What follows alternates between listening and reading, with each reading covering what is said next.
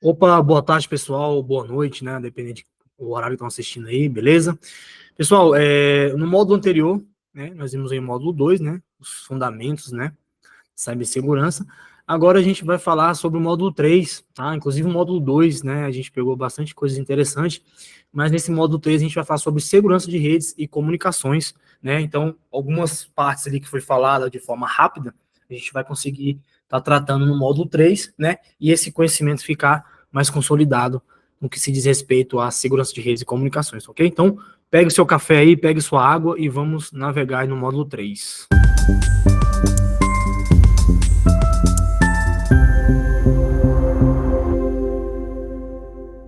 E aí, pessoal, agora a gente falou sobre a cibersegurança, né? O que seria cibersegurança, agora o que é essa segurança de redes, né?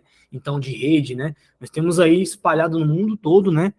Os nossos comutadores de pacotes, né? Onde várias infraestruturas estão interligadas, né? Onde a gente tem cabos, né? Passando aí por debaixo, né? Do mar e tudo mais. Então, as redes, pessoal, elas comunicam, fazem essa comunicação, interligação entre hosts, né? Entre servidores. E por que não ter a segurança quanto a isso? Então, tudo aquilo que a gente pega muitas vezes como princípio básico de uso para nós, usuários, as empresas também têm que se atentar a quanto à segurança da rede, né? O que nós precisamos lidar, como que a gente tem que fazer as prevenções, o que nós precisamos instalar, treinamentos, né, para os usuários. Então, é justamente esses mecanismos, né, para nos segurar ao nosso uso na rede, tá ok?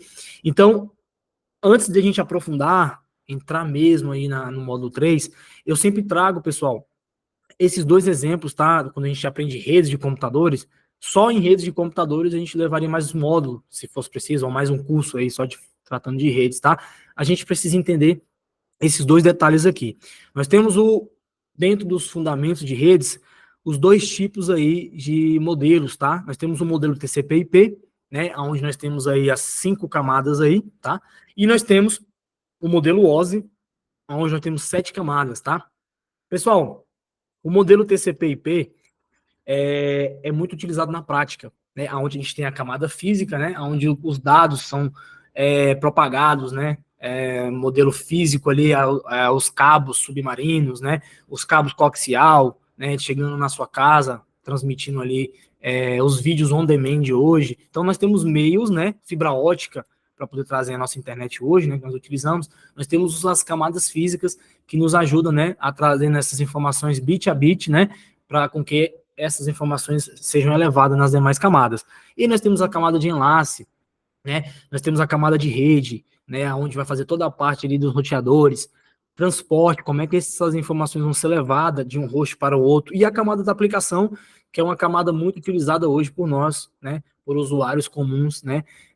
A mexer em algum aplicativo, um sistema, um software, um sistema operacional, né? Aplicativo hoje celular. Então, essa camada de aplicação é um ambiente mais familiar, né? Quanto ao uso hoje nessa parte de redes de computadores, tá ok? E já o modelo OSI, pessoal, você vê que a gente tem algumas camadinhas a mais, porque lá dentro, né, a gente tem nessa separação da de aplicação, nós temos apresentação e sessão. Como é que nós vamos fazer a sessão entre hosts diferentes? Como é que esses dados vão ser apresentados até chegar na aplicação? Então, é um detalhe um pouco mais teórico, né, quanto a nosso modelo TCP/IP utilizado na internet hoje com esse protocolo, tá ok? Então, essa parte de arquitetura de modelo OSI e o modelo TCP/IP, a gente aprende muito numa matéria chamada de rede de computador, né, onde a gente aprofunda mais em cada camada dessa. A gente entende como é que vai de um host para o outro, né, fazendo esse levantamento nas suas camadas. Então, quem tiver interesse, né, em aprofundar em redes de computadores, né, pode sim estar se aprofundando em cada detalhe, né, de cada camada, para entender de fato, né, como que a rede surgiu, né, como que foram feitas as primeiras comunicações de rede no mundo.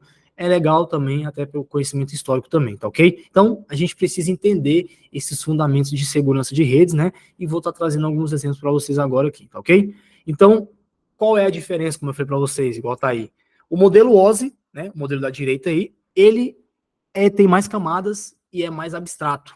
De fato, se a gente for estudar o modelo OSI, a gente vai entender que existe mais detalhes para a gente poder estudar todas essas camadas, né, do modelo OSI, teoricamente falando mesmo, né, entendendo como é que ela vai perpassando por cada uma até ela ter que voltar de novo, tá?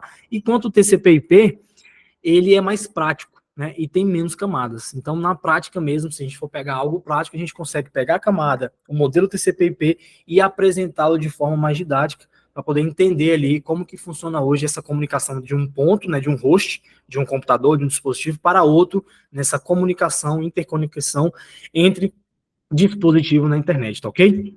O TCP, pessoal, IP, ele é amplamente adotado na prática, tá? Especialmente na internet. Enquanto esse modelo OSI, ele vai mais para fins educacionais e conceituais. Então, a gente aprende o modelo OSI primeiro, né, entende cada uma dessas partes ali como os fins educacionais, e depois a gente começa a perpassar pelo TCP/IP entendendo, né, esses protocolos ali, né, que a gente vai conseguir utilizar na prática. Então, dá para trazer aí ferramentas, né, sistemas, para a gente poder entender como é que funciona na prática. A gente utiliza, né, os computadores na internet hoje, navegadores, sites, mas essa parte TCP/IP, ele consegue trazer para a gente mais detalhado como que funciona em cada camada dessa, tá ok? E a camada nos dois modelos não tem o quê? Correspondência direta, tá? Mas ela tem sobreposições de funcionalidade. Então, você percebeu que uma tinha 5, outra tinha 7. Duas daquelas ali, ela detalha mais um pouco como que vai chegar até na aplicação. Então, é importante a gente entender que para um dado chegar numa camada de aplicação, ela tem que ser criptografada, né? Ela tem que ter uma sessão de comunicação, ela tem que ter aí, dependendo do protocolo, ela tem que ter uma tree handshake, por exemplo, né? Ela tem que fazer com que uma informação seja solicitada e ela receba um retorno, é o famoso aperto de mão. Então, tudo isso detalha nessas duas subdivisões da camada e a gente consegue ter um entendimento mais abstrato do que está acontecendo nas comunicações entre hosts, tá ok? Aqui um exemplo, pessoal, que eu trago para vocês, bem interessante, que nós temos um remetente, né? Quem vai estar, nós 24 horas hoje, nós estamos mandando mensagem, recebendo mensagem, fazendo comunicação em sistemas, em sites, tá ok? E nós temos aí a Alice, né? Como nós estamos vendo aqui do livro, né? Ela é uma remetente segura. A Alice está tentando enviar uma mensagem para o Bob, que seja seu chefe, que seja seu funcionário. E nesse intermédio aqui, pessoal, nós temos o tal do Trude, né? Que ele é o nosso hack mal intencionado. Se ele tiver conhecimentos de camada OSI e protocolo TCP/IP a fundo e usar as boas práticas, né, de ferramentas, ele com certeza, pessoal, ele consegue interceptar essa informação, tá? E pode mudar e alterar a informação do jeito que ele quiser, né? Levando para o destinatário ali, né? Do jeito que ele assim achar o melhor. Ou realmente, de fato, pegar informações, ficar caladinho na dele, né? No modo passivo ali, ficar caladinho ali e pegar as informações, né? De forma que ele não tem permissão para aquele tipo de informação. Um canal que seria seguro, nesse momento de estar mandando uma informação, um pacote, né, utilizando a camada de transporte de um lado para o outro, ele vai pegar essas informações, se ela não tiver criptografada, estiver utilizando ali um canal que não tem criptografia, ele vai pegar em texto claro. Se tiver criptografia, já vai dificultar um pouco, né, ele entender de fato rapidamente o que foi aconteceu ali, ele vai ter que utilizar técnicas para quebrar essa criptografia, né, esse algoritmo que faz esse embaralhamento das questões ali, do texto, por exemplo, né, e conseguir entender de fato o que está tendo nessa comunicação. É por isso que eu sempre falo do exemplo do WhatsApp, né, o WhatsApp tem criptografia ponta a ponta, né, só de fato consegue ver aquela mensagem as pessoas que têm que ver. Então eu consigo ver as minhas mensagens aqui e a pessoa que recebeu do outro lado também, somente ela consegue ver as informações no seu dispositivo. Se tentar pegar essas informações e passar para um outro dispositivo, vai estar criptografado e vai ter que ter essa quebra da criptografia para poder saber o que houve ali. E muitas das vezes, né, tem que ser levado ao jurídico, né, para a polícia, mandar para o juiz aprovar e ter essa quebra para poder trazer os dados. Então tem toda essa quebra, né, de informação para poder, de fato, saber o que aconteceu naquele meio ali. E acontece muito hoje, né, principalmente quando acontece algum incidente aí, que precisa pegar os dispositivos e entender o que de fato aconteceu ali, né, não só falado ali. Então eles têm que pegar de fato o que aconteceu, evidências, para poder mostrar para a vítima ou o acusado que realmente foi daquele jeito que aconteceu, tá? Então, nesse caso aqui, o Trude pode pegar qualquer informação nesse canal aqui, né, que não teria a permissão para estar entrando, e pode estar mudando essa informação, fazendo o que bem entender com essa informação, ou de fato burlar se passar pelo Bob e mandar a informação para este novo. Mais para frente vocês vão ver mais detalhes sobre isso, tá? Então, essa parte aqui de Alice, Bob e Trude já mostra que nós temos a comunicação de um host, do host inicial para um host final, e tudo isso aqui envolve esses nossos modelinhos que nós trouxemos ali do OSI e do modelo TCP/IP. Então, pessoal, como seria uma comunicação segura, tá? Eu sempre, no módulo 1 e no módulo 2, eu falei, né, sobre os pilares, né? Então, para não ficar repetitivo demais, vocês lembram dos pilares, né, da segurança de computadores ou de redes, tá? Então, confidencialidade, integridade e autenticidade. Beleza. Agora nós vamos falar um pouquinho da segurança operacional, que a gente vai começar a entender alguns mecanismos, né, quanto a essa comunicação segura, tá ok? Então, nós vamos destacar agora com ênfase essa segurança operacional e vamos explorar, né, de forma com que essa abordagem implemente para a gente garantir a eficácia da integridade dessas operações que nós vamos ali estar acometidos, tá ok? É muito importante a gente ter uma comunicação segura, ou pelo menos ali, tá segura e a gente também se sente seguro. É muito importante, quando eu dou sempre o exemplo, né, quando a gente viaja de avião, a gente se sente um pouco seguro, pelo avião, o poste, todo aquele mecanismo que tem, mas a gente fica ainda um pouco meio, né, e se o avião cair, aquela coisa toda, né? Quem gosta de matemática, estatística, né, fala, poxa, mas acidente de avião é muito menor, a estatística, então dá aquela tranquilizada, mas mesmo assim a gente ainda fica meio com o pé atrás, né? Tem gente que tem mais medo ainda, né? Então, um exemplo do avião, quando a gente está também se comunicando, a gente sabe que tem criptografia, sabe que existem todos os mecanismos que nos resguardam, mas mesmo assim a gente fica, e se acontecer tal coisa, né? Então a gente tem que ter essa preocupação também de fato, né? Não ficar fazendo comunicação de forma espontânea, de qualquer jeito. Então a gente tem que se preocupar com a segurança operacional dentro dessa parte de comunicação, tá? Hoje, pessoal, todas as empresas, ou quase todas, tá? Universidade, empresas, elas possuem as redes conectadas à internet pública. Então nós temos aí empresas conectando à internet pública, né? E essas redes podem ser comprometidas, tá? Esses atacantes, como foi muito falado no módulo 2, se eles ganhar um meio, né, ganhar um acesso por meio da internet pública, esses atacantes, então ele entrou dentro de um servidor, você me dá um exemplo, entrou dentro do servidor, conseguiu quebrar a senha daquele servidor, é possível, né? Ele consegue colocar o worms ali dentro, né? Como foi falado lá no módulo, os tipos de vírus, aquela coisa toda, ele vai colocar ali nos hospedeiros da rede, aquele worm, aquele vírus ali, tá? Que vai se propagar na rede.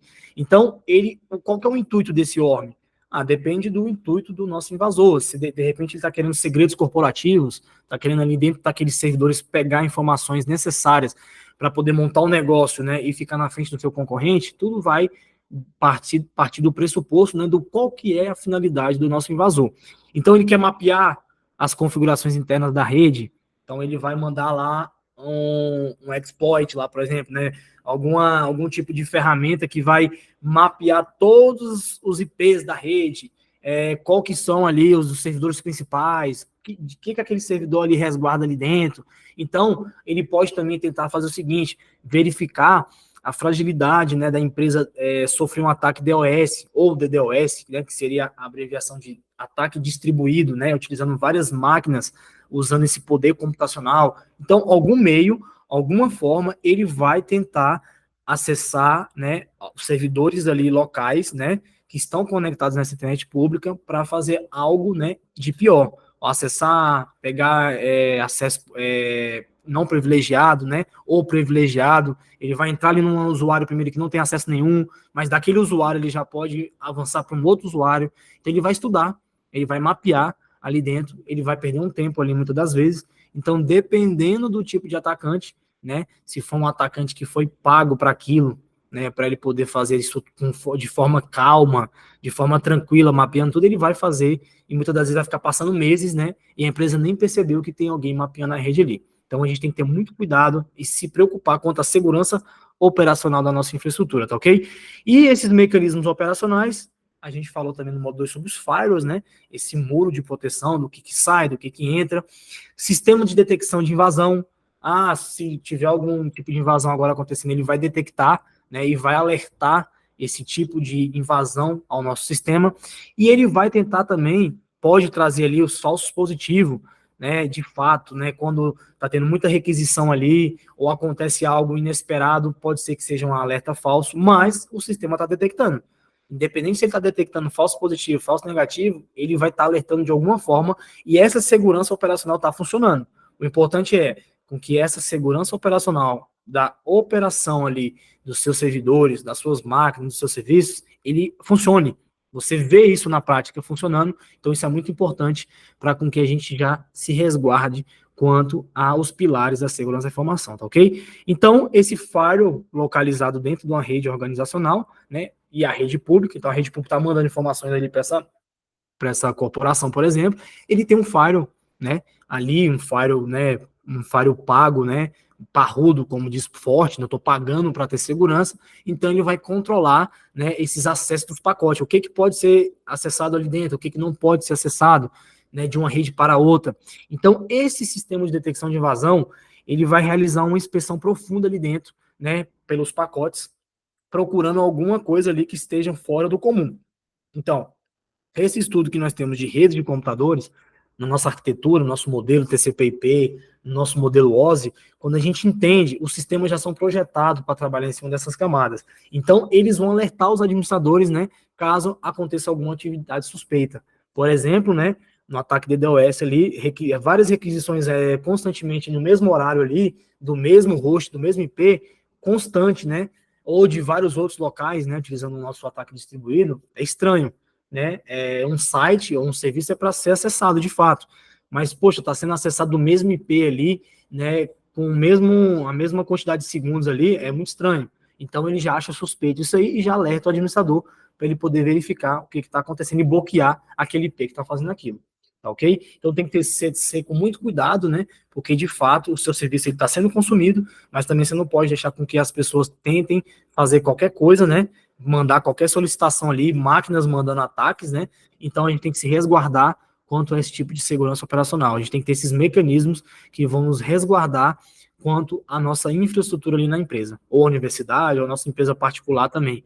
Às vezes você criou uma empresa de pequeno porte, e também você tem que se preocupar, após o seu modem, né, tá em casa ali ser aberto, ter portas abertas para o mundo, as pessoas podem acessar ali o seu IP público, né, e utilizar ali de má intenção os seus serviços que estão alocados ali dentro. Então, ao fazer qualquer tipo de serviço, disponibilizar para a internet, para o público, né, a gente tem que ter esses cuidados. Hoje, muitas empresas de pequeno, médio e grande porte estão saindo, né, da infraestrutura do data center ali on demand ali, né, do data center ali on-premise, né, desculpa, on-premise ali, e pegando ali serviços na nuvem para poder deixar na mão de pessoas que têm infraestrutura para isso, né, tem segurança para isso, tem CACIF, né, para segurar qualquer tipo de ameaça mais severa.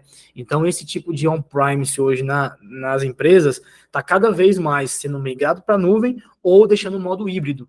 Muitas coisas mais sensíveis ali eu coloco na nuvem, algumas coisas que eu ainda consigo controlar, como eu tenho segurança operacional quanto a isso, eu não quero disponibilizar na nuvem, eu ainda mantenho ali no meu servidor, no meu data center, tá? Então as empresas hoje ainda estão utilizando tanto ali o público, né? Estão utilizando também a parte híbrida, né? Eu deixo um pouquinho na minha empresa e eu mando mais uma metade para a nuvem. Então isso tudo hoje nós estamos aí acompanhando essa evolução das empresas, inclusive, né, a segurança também, ela também tem que ser severa na nuvem, né? Hoje nós estamos utilizando cada vez mais a nuvem, né, e utilizando menos ainda dispositivos hoje físico, né, nas instalações físicas ali, até mesmo pelos custos, né, de começar algum negócio. Então a gente tem que ter muito cuidado.